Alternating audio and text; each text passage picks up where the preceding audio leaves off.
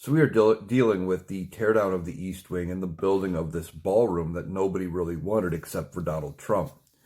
And a lot of people are wondering, how is this happening or why is this happening? Well, it's because Donald Trump is taking full advantage of the government shutdown. That's a big part of it.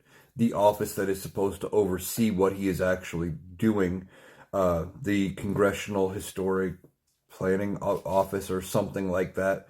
I don't remember the exact name of the office, but it is an office set up by Congress to handle oversight when it comes to dealing with historical buildings in Washington, D.C., and building and tear down of things that are under federal control.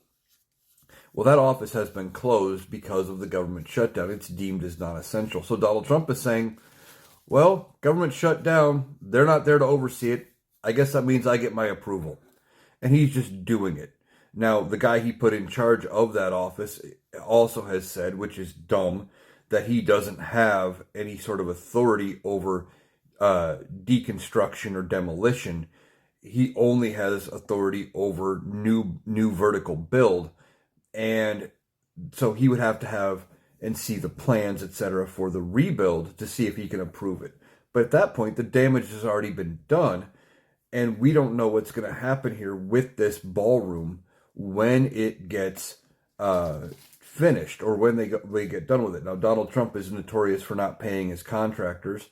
We are hearing through the Rational Boomer. You may know him. I'm routinely over on his podcast. One of his longtime guests did some digging and apparently found out that Donald Trump is using non-labor or non-union labor to do all of this deconstruction. So he's not even dealing with using like federal construction or labor unions, etc. He wants just cheap contractors, and there's a good chance he doesn't pay them because Donald Trump doesn't pay his bills.